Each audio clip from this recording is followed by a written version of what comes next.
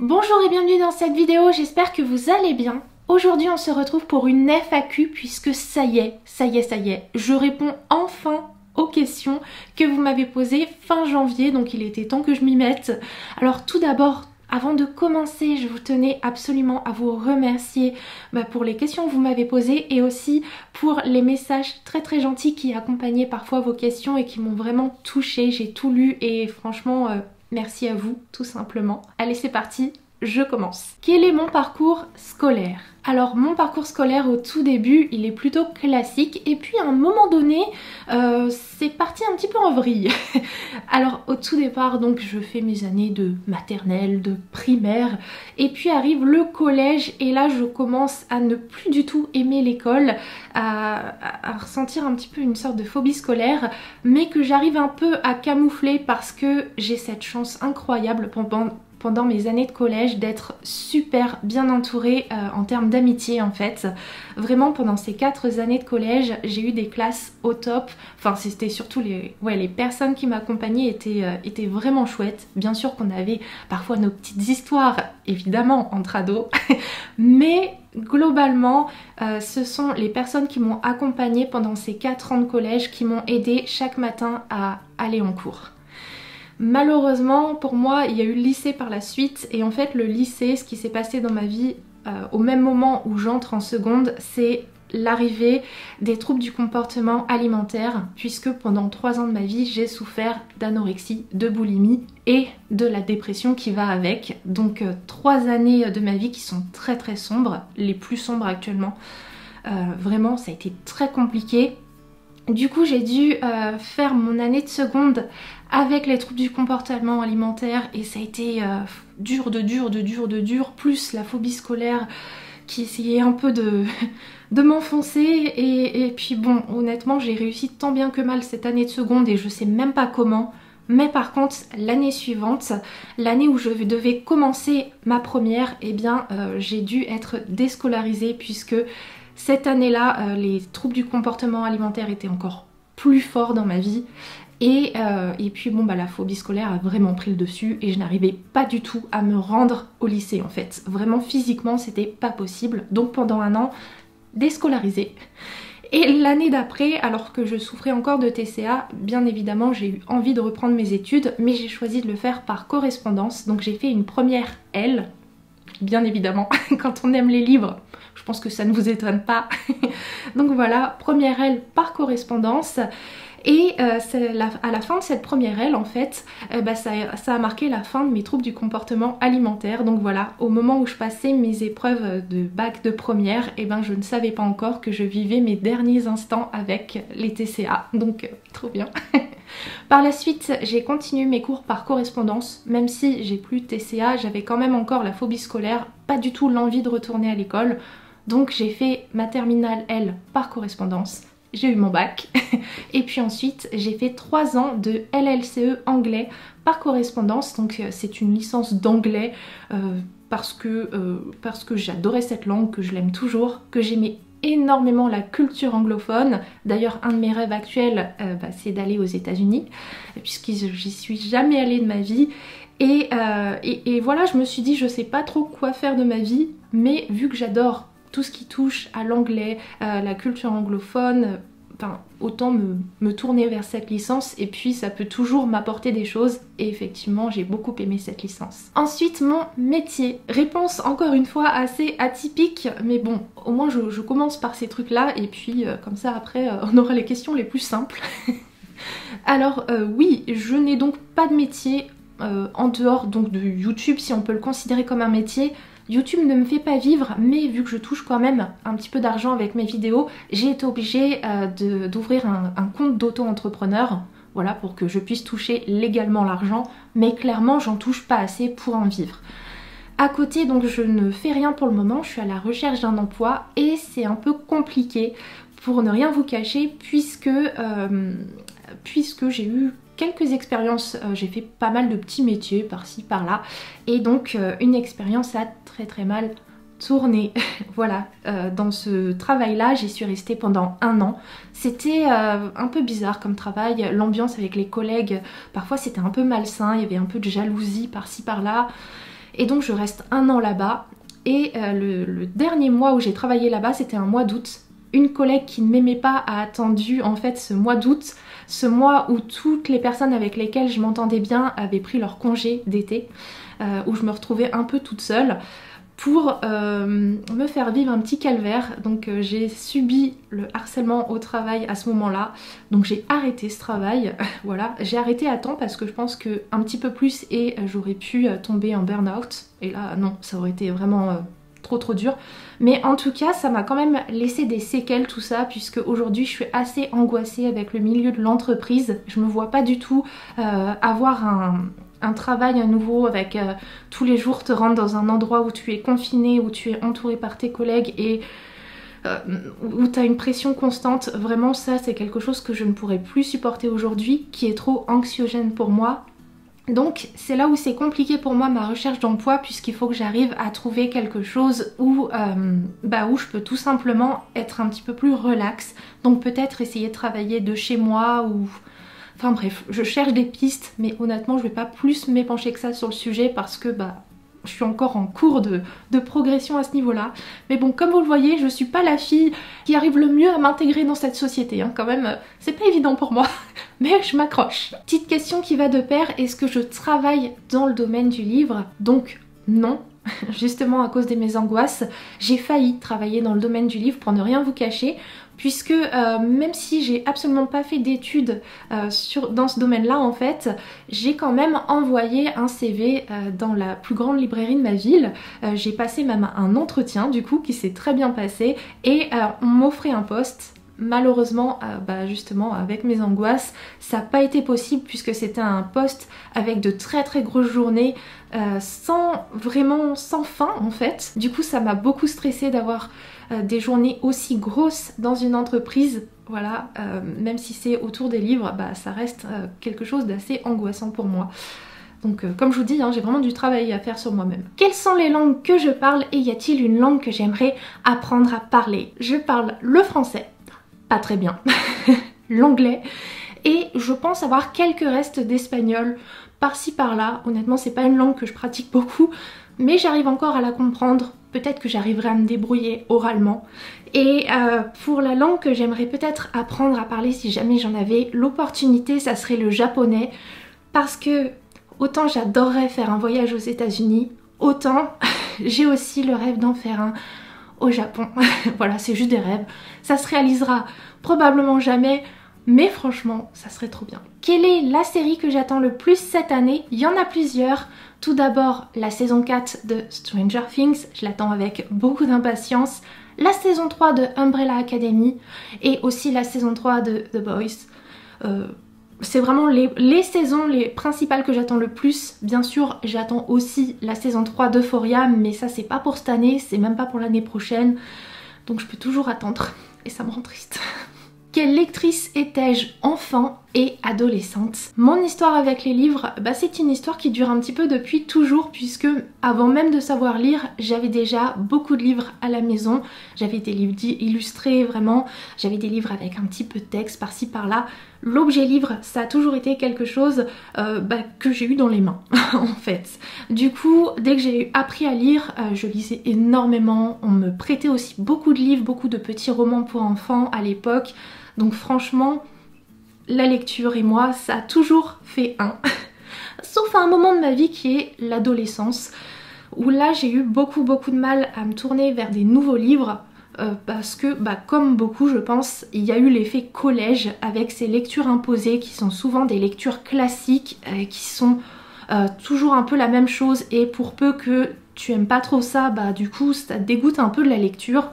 Donc moi c'est vrai que quand j'étais ado, je lisais quand même, mais c'était surtout mes Harry Potter, je les relisais mais en boucle. J'ai dû les lire facilement plus de 30 fois tellement franchement j'avais limite que ça à lire et j'avais pas envie de lire autre chose parce que les autres lectures que je découvrais notamment à l'école ça me plaisait pas. Donc voilà, il y a aussi des fanfictions, ça aussi j'en ai eu beaucoup à ce moment de ma vie où j'avais du mal à me tourner vers de nouveaux romans. La fanfiction, oh là là, le nombre de fanfictions que j'ai lu sur Harry Potter et par la suite sur Twilight,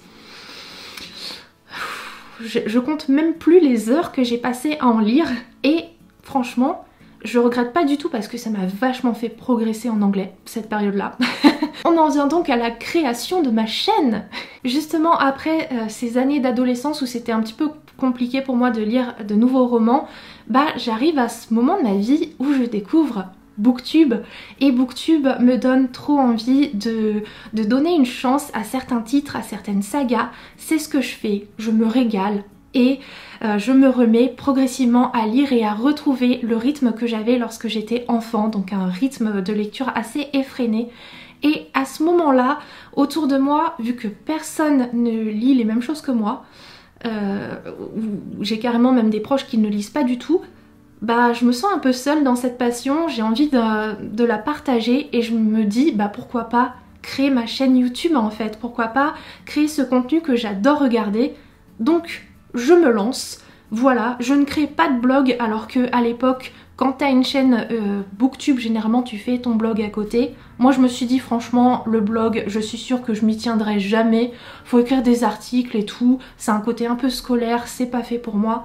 Par contre la vidéo, ça peut vraiment être assez amusant, assez créatif, donc let's go. Quelle est ma fréquence de lecture journalière? Ça va varier des jours, il y en a certains où j'ai pas envie de lire ou très peu, il y en a où j'ai vraiment beaucoup envie de lire, mais globalement je ressens un peu ce besoin tous les jours de lire un peu, voire beaucoup. Et si je devais faire une moyenne à l'année, je dirais que j'arrive à peu près chaque jour à lire 100 pages de mes lectures en cours.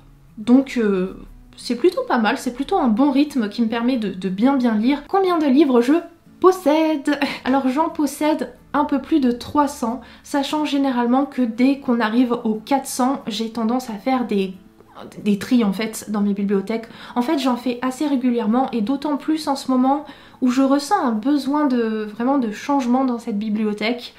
Mais ouais, vraiment j'en ai à peu près plus de 300. Et je trie très régulièrement parce que bah, je pars du principe que même si j'ai beaucoup aimé un livre, ça sert à rien qu'il dorme pendant des années dans ma bibliothèque si jamais je le relis jamais. Quelles sont mes dernières déceptions livresques de ces derniers mois? Alors ça vous avez sûrement remarqué que je n'en parlais plus sur ma chaîne, que depuis maintenant pas mal de temps, je préférais me focaliser sur mes meilleures lectures avec des vidéos top lecture, des vidéos de recommandations, tout simplement parce que je me sens pas forcément très légitime à parler de lecture que je n'ai pas aimé. Je trouve que c'est très subjectif en fait déjà à la base. Et j'avoue que je me sens pas forcément toujours très à l'aise de parler en mal d'un livre. Donc je préfère me focaliser sur le top, tout simplement. Mais bon, puisqu'il faut répondre à cette question, j'ai choisi de vous parler vite fait de cette déception livresque qui a été pour moi « Vous faites quoi pour Noël? On se marie ». J'avais adoré le premier tome et je ne peux que vous le recommander. Le premier tome s'appelle tout simplement « Vous faites quoi pour Noël ?» Voilà, il n'y a pas le reste du titre. Et pour moi, c'est un livre de Noël qui est trop chouette. Si vous l'avez pas lu, mettez-le dans votre wishlist pour Noël, pour le lire là cette année. Franchement, il est cool. Mais cette suite franchement, bah, ça n'a pas du tout été un coup de cœur comme le premier tome pour moi. J'ai pas du tout aimé l'héroïne en fait. C'est la même héroïne que dans le premier tome, mais alors là dans ce tome 2 je l'ai trouvée juste infecte. Comment je fais pour avoir ces références livresques et ce sans travailler du coup dans le domaine du livre? C'est assez simple en fait. Tout d'abord, j'ai beaucoup lu, voilà. Sur Livre Addict, j'en suis à plus de 1000 livres lus et je pense honnêtement que j'ai oublié de mettre certains titres, donc j'ai sûrement lu plus de livres que ça dans ma vie, mais du coup le fait de beaucoup lire fait que bah on découvre beaucoup d'univers, on découvre beaucoup d'auteurs, d'autrices, de maisons d'édition, donc déjà ça nous fait une petite culture livresque. Et puis ensuite bah, je suis assez curieuse, du coup je regarde un peu ce qui se fait à droite à gauche au niveau des parutions des maisons d'édition, notamment quand je prépare mes vidéos de sortie livresque, mais pas que, hein, je suis des maisons d'édition un petit peu partout pour voir ce qu'elles font, donc du coup forcément bah, ça m'aide à voir un petit peu ce qui se passe. Je traîne aussi en librairie, et du coup je découvre des titres. Après je suis pas forcément la personne qui a le plus de références livresques, parce que je pense que quand on travaille dans le milieu livresque on en a encore plus que moi, mais déjà sans travailler dans ce milieu là on peut quand même, rien qu'avec un peu de curiosité, en avoir un petit peu. Quelles sont mes chaînes Booktube favorites? Alors là comment dire, c'est sans doute un comble mais j'en suis quasiment pas, ou très peu. En fait, les chaînes booktube que je suis, ça fait déjà des années que je les suis, donc des années qu'elles sont très connues ces chaînes-là, que vous les suivez vous aussi probablement, donc ça servira à rien que je les rementionne dans cette vidéo en fait parce que vous les connaissez tout simplement. Mais c'est vrai que je m'intéresse pas assez au booktube francophone, je m'en rends vraiment compte. Pendant des années j'ai eu très peur en fait de trop regarder ce qui se faisait ailleurs parce que j'avais peur de finir par calquer ce que les autres faisaient et de parler des mêmes livres que les autres, d'en parler de la même façon. Et finalement c'est sans doute une erreur parce que ça m'a pas permis de connaître les autres booktubeurs français et françaises et francophones. J'aurais pu faire de belles rencontres, mais bon, d'un autre côté, le fait de ne pas connaître les gens fait que parfois j'entends parler de certains dramas et vu que moi je connais personne, on me demande pas de prendre parti et du coup je suis un peu la Suisse quoi. Je suis dans un terrain de neutralité et c'est bon. On me demande pas trop d'intervenir, c'est cool, ça va. Vous m'avez également posé 2 questions qui sont super intéressantes. La première c'est quelles sont mes lectures doudou préférées et la deuxième c'est les livres qui ont chamboulé ma vie de lectrice. Ce sont 2 questions pour lesquelles j'y ai consacré ou je vais y consacrer une vidéo. Pour mes lectures doudou, je vous ai déjà fait une première partie avec une vidéo de recommandation que je vous mettrai dans le petit i et également en barre d'infos. Voilà, je vous présente plein de lectures doudou, plutôt contemporaines, jeunesse, tout douce. Voilà. Et pour les livres qui ont chamboulé ma vie de lectrice, ça encore c'est une thématique qui est tellement intéressante que je pouvais pas répondre à cette question dans une FAQ, je préfère en faire une vidéo à part entière. Et cette vidéo, elle arrivera, je ne sais pas quand, mais elle arrivera parce que sujet très intéressant. Et pour terminer, on m'a également demandé comment faire pour me contacter, si jamais on avait envie de discuter avec moi, et également si on pouvait me proposer des lectures communes. Bien évidemment que vous pouvez me contacter si jamais j'ai créé cette chaîne booktube, c'est pas juste pour poser mes vidéos comme ça et puis c'est tout. Non, c'est vraiment pour avoir un retour de la part de personnes qui ont des centres d'intérêt qui sont communs avec moi, des personnes avec qui je peux discuter, partager, que ça soit en commentaire, mais pas que. Si vous souhaitez me contacter de façon plus privée, vous avez en barre d'infos mon adresse mail, bien que je réponde pas très vite aux mails. Mais si vous avez envie qu'on puisse discuter plus facilement, vous avez la solution Instagram avec les MP. Voilà, n'hésitez pas parce que j'ai toujours mon téléphone qui est greffé dans ma main. Du coup, Insta, j'y ai accès tout le temps et j'y réponds.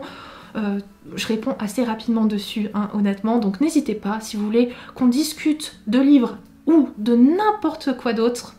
Je suis dispo. Pour ce qui est de lecture commune, bien évidemment vous pouvez m'en proposer. Alors c'est vrai que je suis le genre de personne à avoir un peu des lectures de saison, mais si jamais on arrive à trouver un terrain d'entente pour lire un livre à peu près en même temps, franchement, mais let's go hein. Et puis si on n'arrive pas à en trouver un, on peut toujours faire une lecture commune sur un autre livre.